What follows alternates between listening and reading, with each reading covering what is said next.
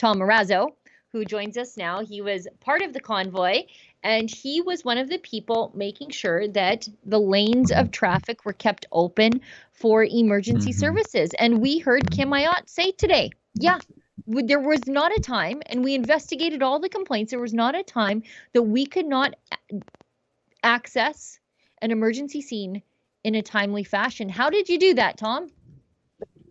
Well, I have to say, first off, I'm really, really happy to see that final acknowledgement in the room today, because for months and months we've been vilified for that as being one of the issues, and so I'm really happy to see that testimony coming from an actual, the key guy in terms of safety in the city right now.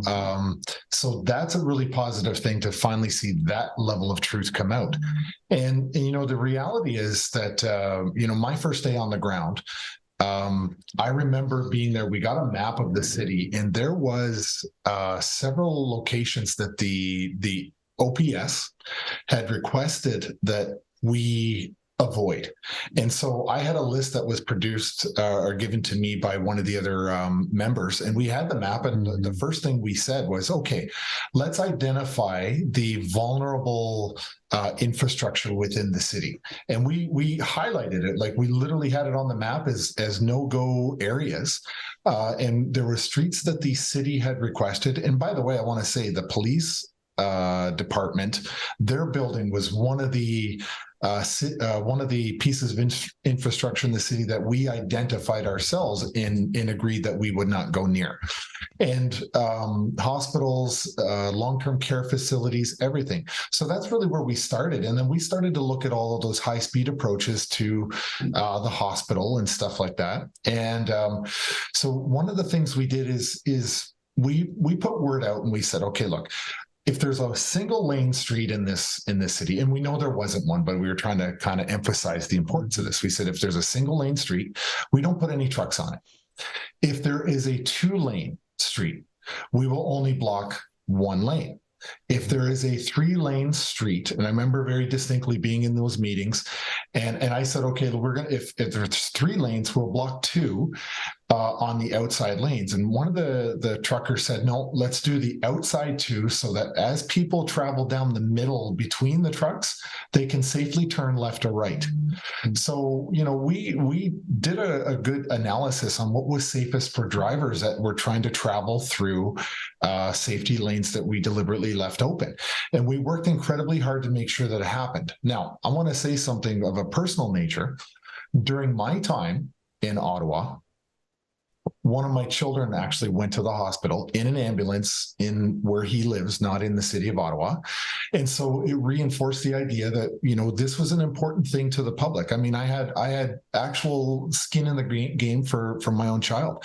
And so I had conveyed this to the Ottawa police myself to say, look, this is an important matter for us as, participants in the convoy, but it's the responsible, safest thing that we can do right now to work with the city to make sure that we are not interrupting any form of emergency service to the people of Ottawa. And we worked really hard at that. And you saw the testimony today that confirmed that we were actually very successful of it, because we made a conscious effort to do this for the city and for the truckers, for the police, for the fire, for the ambulance drivers, for everybody that would be affected by an emergency. Yes, there was cooperation with the residents of Ottawa. There was consideration for their well-being as well, despite what the mainstream media, despite what Jim Watson said, that you came here specifically to, harass them and to make their life inconvenient. Yeah, the testimony that we saw this morning was, I usually don't get stuck for words, but with what I watched with Jim Watson today, I feel like we've gone back in time 9 months, and he incorrectly regurgitated all of the legacy liberal funded media talking points from 9 months ago. I timed it. I actually looked at the clock 17 minutes into his testimony this morning, and I was like, there are too many false accusations that he has recounted, that even the mainstream media themselves have retracted. Yeah. And to sit here and listen to him recite these things as if though they were fact, when they were pure fiction, all hearsay, and just garbage that he was getting out of the media, it was beyond sickening. And here's the most bizarre thing that I personally heard him say this morning, which is unreal. At about the time when the convoy raised about $3 million in the first Give, Send, Go or GoFundMe campaign, he had made the statement 17 minutes in. He made the statement that Canadians came to Ottawa so that they could get a piece of that money. That's why they came here. That's why they were motivated to come to Ottawa, was to get a piece of that donated money. It was bizarre world. Listening to the testimony come out of the I'm going to use the term, the so-called mayor of Ottawa, because I honestly, I don't know where he was getting his information other than from the mainstream media, because it doesn't sound to me like he wanted to talk to the police either. No, I think it's a mix. He said he was getting it there. He said he was getting his. Yeah, go ahead. Sorry, Sheila. I was saying I think it's a mix of mainstream media and willful ignorance as well. Seeing that fact that was brought forward by mainstream media at the beginning, and then refusing to even do a little bit more research about it. What were you going to say, Sheila? No, I was just going to say, Jim said he was getting his information from the mainstream media. He did. He said that. And so it's a neat little circuit these people close, isn't it? So you spread misinformation while accusing everybody else of spreading misinformation. Politicians react on the misinformation, knowing probably full well it's wrong, because it's literally happening outside their doorstep. And then you give them funding to perpetuate the next lie so that you can react in exactly the way you want to. And this circuit just goes on and on and on. And thank goodness our team is there to try to hold these politicians to account. Actually, I think we have a clip of William running into Jim Watson. William, I'm surprised. I'm surprised that you haven't been tossed out of the building quite yet. I think every day that you aren't, you're living on borrowed time, kid. Well, I'm polite. I don't harass them. I don't call them names. I don't yell at them. I don't run after them. I'm asking them simple questions like media used to do in the early 2000s, in the 1970s, 1980s. Don't think for a second that being polite and reasonable is going to keep you in there, because it's not about being polite. It's not about being reasonable. It's not about asking a good and fair question. It's about asking the wrong question, the question that they don't want to answer. And that's why you're going to get kicked out. Know what? I think you'll make it till 3 weeks. I think they'll give you till 3 weeks until they've just had enough of you. When Justin Trudeau arrives. We're taking bets. Yeah, right before Justin Trudeau arrives, True North is kicked out. We're kicked out. No problem. We've got that clip. Olivia's got it. Mr. Watson, you stated earlier that protesters were not able to discuss rationally, to have rational conversations. Yet we saw yesterday Keith Wilson have a courteous exchange. Why doesn't the evidence corroborate your testimony? He's not going to speak right now. Perfect. Thank you. Well, you said thank you. Because I'm polite. Yeah, too polite. It's what could he answer though? Well, I was lying. Because he was. He really was. He testified today that he was not negotiating with the protesters because the protesters were so unreasonable. They were just like wild people in the city, according to him. Feral. You guys were just feral people, not worth communicating with. Yeah. But and there's letterhead. There's letterhead from him. Yeah. We saw this. I mean, the testimony that we've been listening to thus far is constantly demonstrated, with the exception of a few like Steve Kay and a few of the others, because I was in the room when that second meeting with Kim, and for the most part, you're seeing this propensity between all three levels of government just refusing to want to have any form of a dialogue with us whatsoever. And but they have this deep desire towards law enforcement, extraordinary powers, powers of punishment. And really, it seemed to me like every level of government's objective was to crush the convoy, not to actually listen to what our grievances were. I mean, there's 6 million people or approximately that are unvaccinated. And on 2 separate occasions, we raised $10 million. We had unlimited fuels and supplies given to us by the public, yet we were not worthy of dialogue, which we all repeatedly throughout the entire convoy were asking for. Just and a simple dialogue. They felt that we were unworthy of their attention other than to put us down.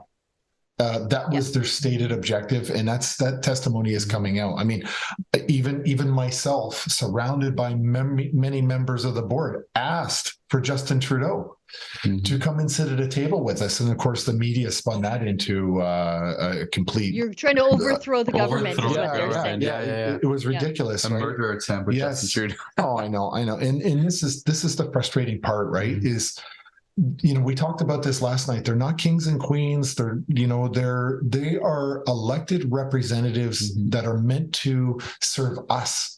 And when they refuse to talk to us, and 2 years, people in this country protested all over and tried to get a dialogue going with the government. They refused. So what was our option? Our option was to go to the nation's capital and take our grievance right to the source. And that's what the convoy was about. It's like, if you're going to 2 years, people constantly say, well, there was an election, he won, suck it up. Well, I'm sorry, but that is not how our system is supposed to work. Section 2 of the charter says we have a right to peacefully assemble. Well, that's what we did. And we wanted to be heard, because after 2 years of trying, nobody was listening. Yeah. You know what? It's interesting. I've seen people conflate the word peaceful with the word convenient. Yeah. And they're not the same thing. I think peaceful doesn't mean not disruptive. It means not violent. And the people of Ottawa, although I don't think largely, I think a handful of activist busybodies in Ottawa, they're really doing their best to rewrite the language here, to think that inconvenience is akin to violence. And, one of the things you're remarking on about Jim Watson, one of the things he said to me really stood out, and it showed his very sinister side. And just how sneaky he was behind the scenes. Because as I've seen firsthand with access to information filings, these people will say to each other in an email, let's take this offline, or let's turn this into a phone call, because they don't really want a record of what they're saying so that somebody can file for access to information. Jim Watson today testified that he said it was best not to make their request for 1,800 additional police personnel public, because they didn't want to show their hand about their preparations to end the so-called occupation. They didn't want to show just how much force they were willing to bring to bear on peaceful protesters who were doing their best to do everything right, and who were doing their best to work with the police on the ground. The politicians were ready to smash heads, and they didn't want anybody to be prepared for it.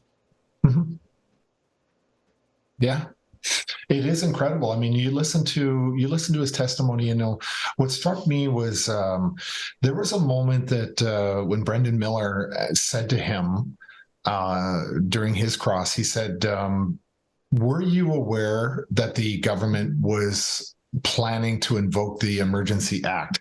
And he immediately said no. Yeah, he did. That really struck me as bizarre, because if you look at his testimony in the number of meetings, the discussions that he had from the PMO to the premier, and all three of those politicians, like he said, they're politicians, all three of them had declared states of emergency. There's no way in my mind that I believe that was a credible answer that he gave today, where he said he was not aware of the Emergency Act or the government's plan to invoke the Emergency Act.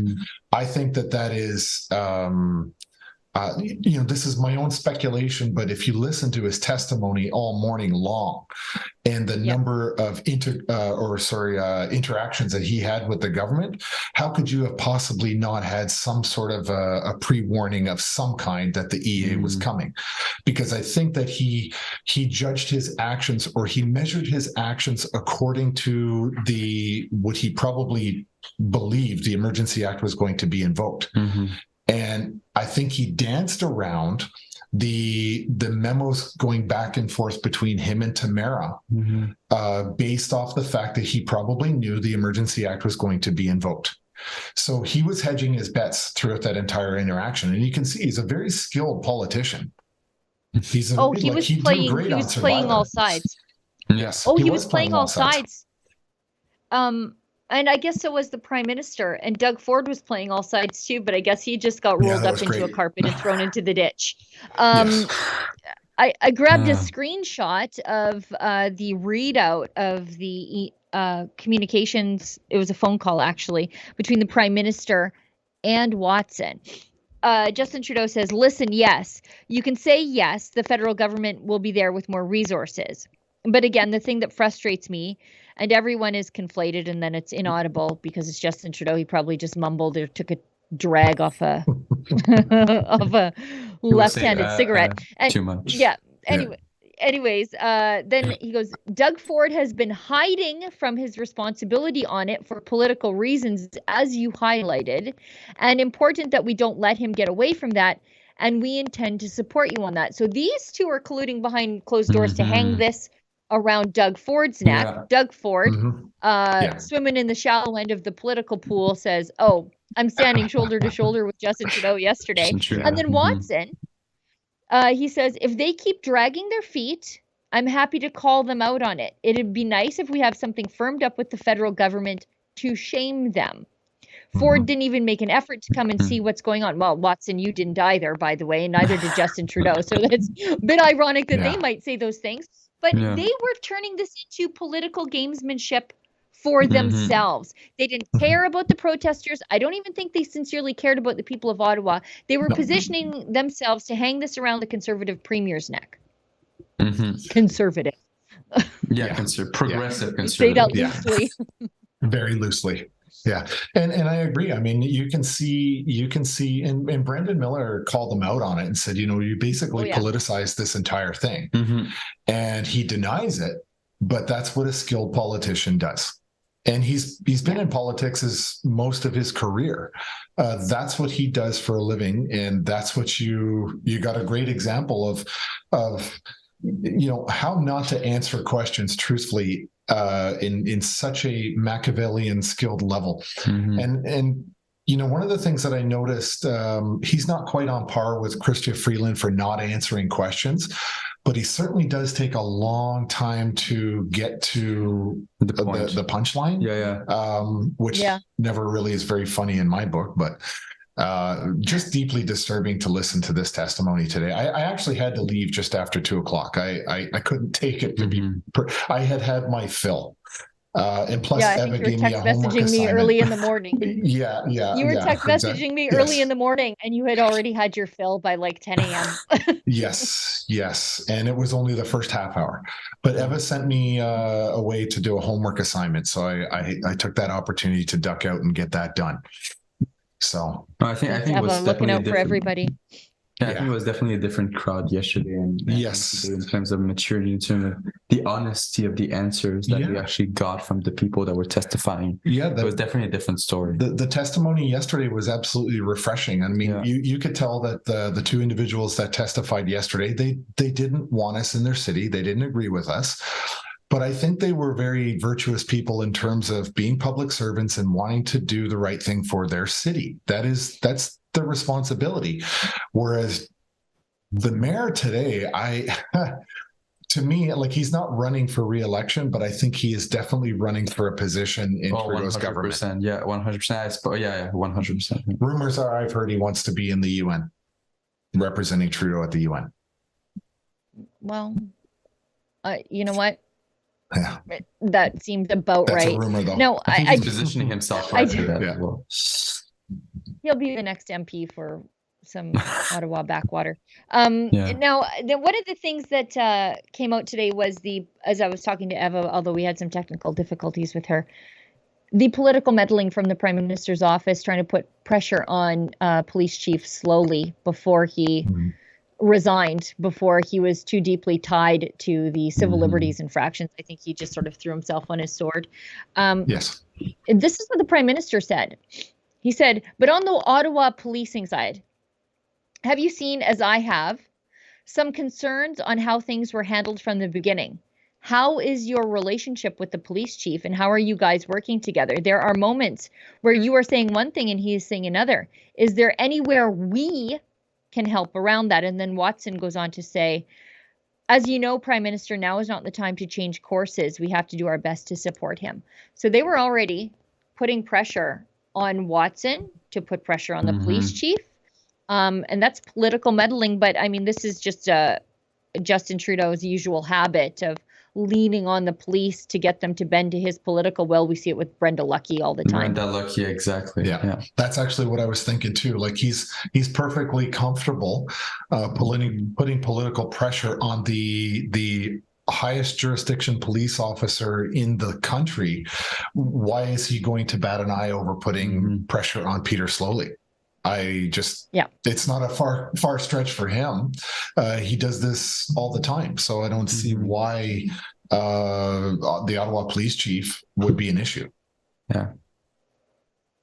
And he is actually right. I mean, when you talk about it, I mean, police services board, I have a friend of mine who is, on city council in her area. I won't say where, but she's on the police services board, and she has said you cannot interfere with police operations, which we knew from Diane Dean's experiences in Ottawa. You cannot interfere. You can, as a police services board member, you cannot direct police operations.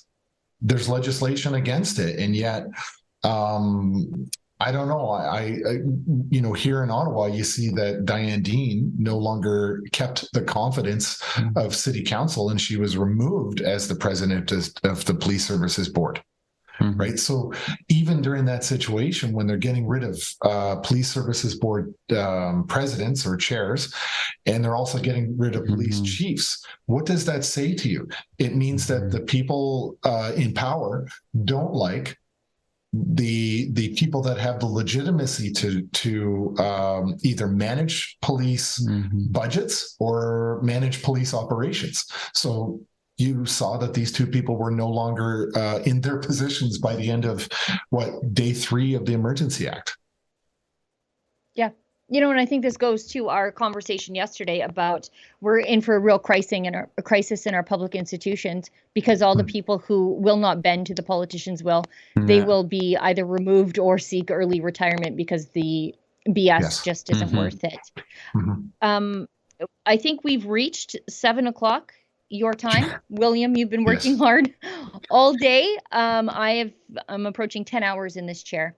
I know I could probably talk about the flaws of the federal government all day long, but we will have an opportunity to do that tomorrow. Guys, thanks so much for joining me on the stream. Tom, your insight is always so essential, because, we can only speculate about what happened on the ground and inside these conversations, but you were really there. And so your insight is just so valuable. You're such a great resource for us here on the stream. William, keep ripping it up out there until they kick you out. Yeah, young man. Until Justin Trudeau decides enough is enough. Yeah. We'll see everybody back here this time tomorrow, although it won't be me on the stream. I'm hosting a movie premiere in Edmonton with Ezra Levant and Kian Simone. It's our documentary Ungovernable. If you want tickets for that, I think there's just a handful left. It's dinner and a movie at a really great restaurant, that stared down the Chinese consulate and sent protesters and a $3,000 bribe to get them to cancel a book signing there on Ezra's book, China Virus. So they turned down the bribe. They were going to call the tow trucks on the protesters, which would have been just wonderful to see, but they didn't. So we're there tomorrow night. If you want tickets, it's albertadocumentary.com for remaining tickets. We hope to see you there. Guys, great work. I will watch the live stream replay of what you guys talk about tomorrow for my updates. And as David Menzies always says, stay sane.